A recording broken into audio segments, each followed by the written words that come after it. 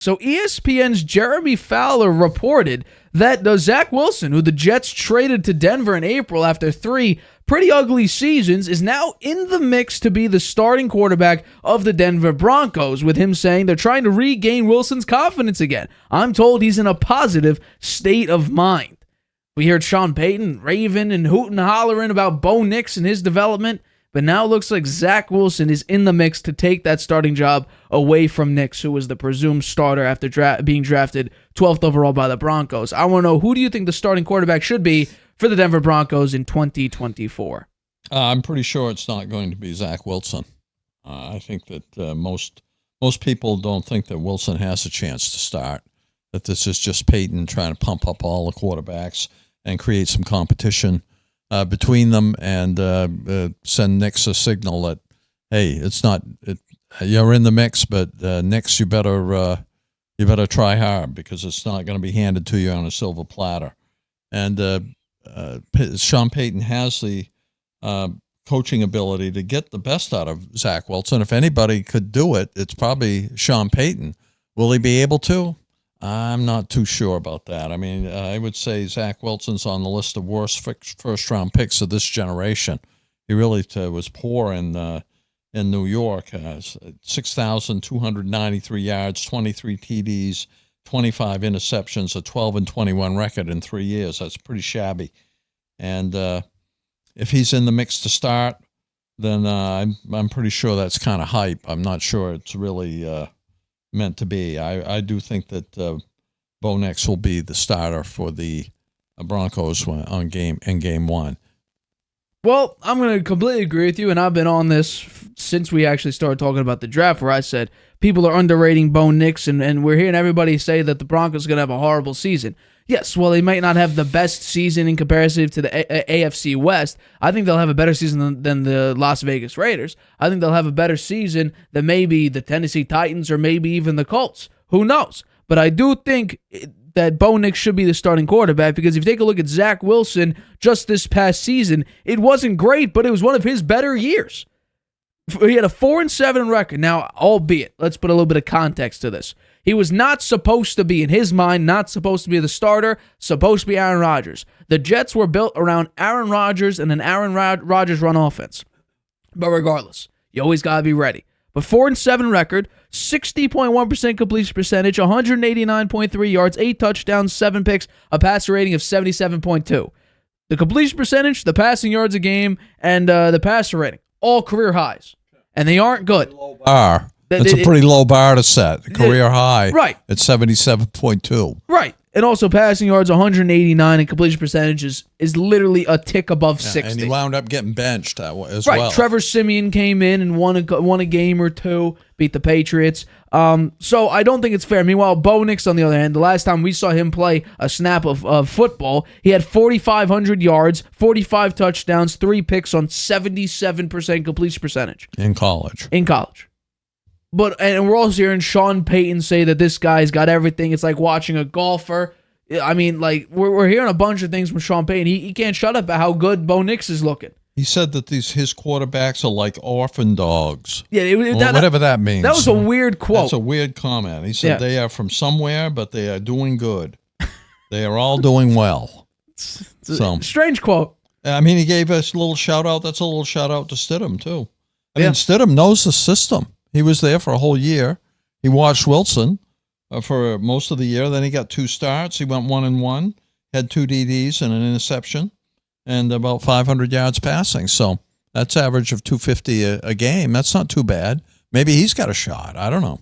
We'll see. Well, he's supposed to be the quarterback 2, and Zach Wilson was supposed to be the 3. Now Jeremy Fowler's saying that it looks like Zach Wilson could have a shot at the starting job. I think that's just a bad idea. Zach Wilson's not a good quarterback. He was the number 2 overall pick. You came to, let's be honest, the Jets situation is not a good situation. Has it ever been a good situation? Not really. Maybe 2009, maybe 2010 when Mark Sanchez had his nice little run for 2 years. But outside of that, quarterback-wise, the Jets have had almost as many quarterbacks as anyone else in the NFL at the start of this millennia. So I don't think the Jets situation is one. A quarterback situation is the one where you come in and say, you know what, I want to be a starting quarterback for the New York Jets, unless you're Aaron Rodgers, who skipped mandatory minicamp today to do a personal thing, an unexcused absence, so the Jets will probably fine him. But when it comes to the Broncos here. Really? I didn't hear that. Yeah, so the Broncos, here's the big thing. You got his friend, Troy Franklin. You brought in one of his top receivers at Oregon.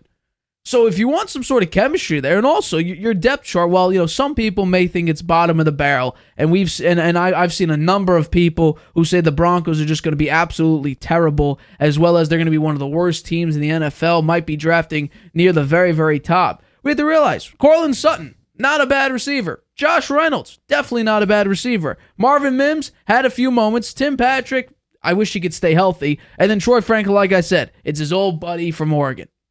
Tight end, not great. I don't think Troutman is the best option, but it's what you got. You don't got Noah Fant anymore. And then Javonte Williams and Samaje Perine. I like Williams a lot. Perine it was effective in a couple games for the Denver Broncos and very much for the Cincinnati Bengals as well. Defensively, that's where maybe outside of Pat Surtain and maybe John Franklin Myers, you might have a little bit of a problem because historically, the past couple of years, the Broncos defense, it has been up and down. At one point, I think 2 years ago, it might have been last year, but they were number one in passing defense. Last year, they ranked 29th. They were not a good defense. And the year prior, they were top 10. They were number 7. So they're on and off, and most recently, they've been very, very off.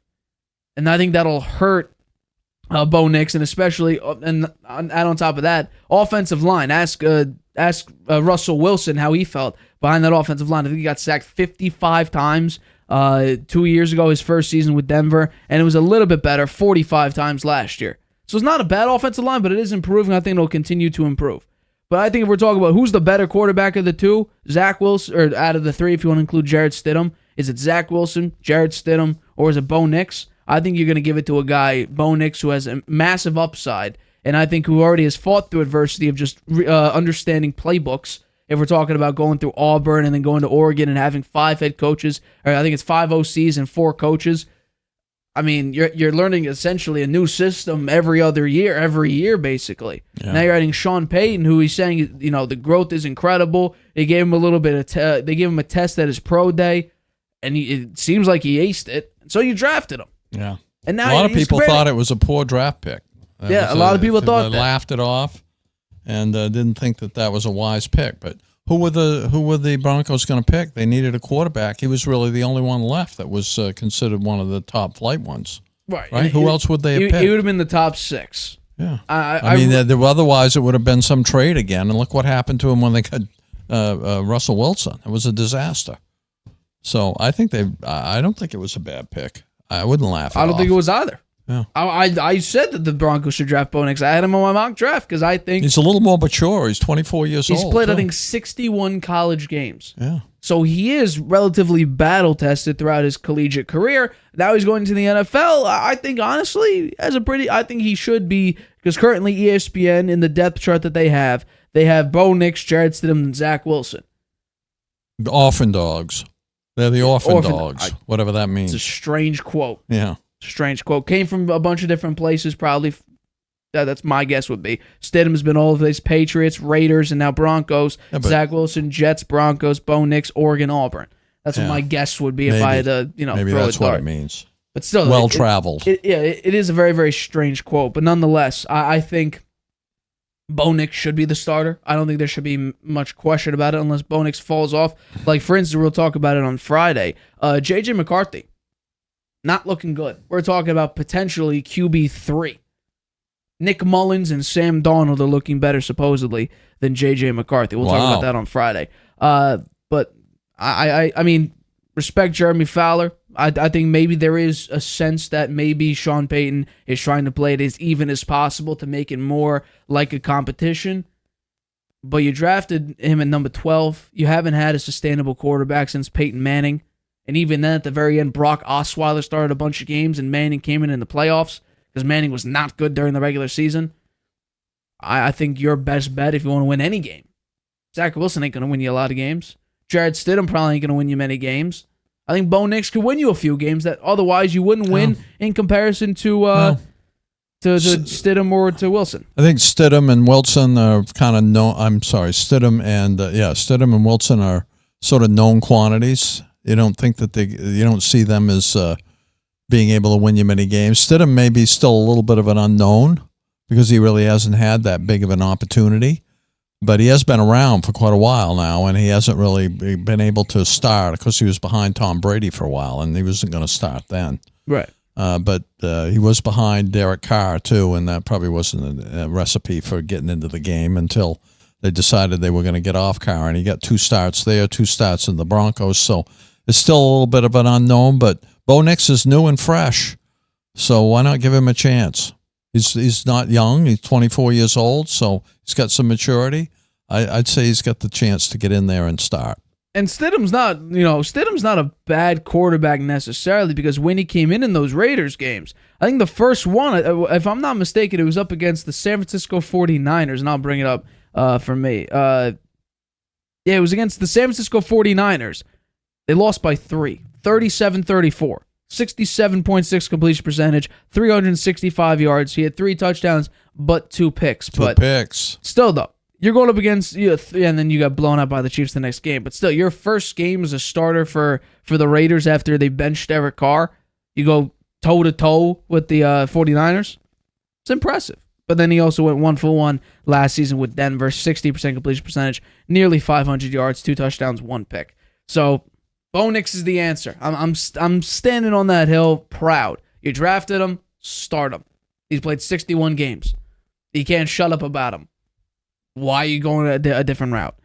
Hi, everybody. Thanks for watching. Make sure you subscribe here to get the latest from the show. Also, if you want to check out the full episode, make sure you click the I in the top right-hand corner right now. If you want to listen to this show anywhere you go, make sure you go to anchor.fm/The Harvey Hour or anywhere you get your podcasts.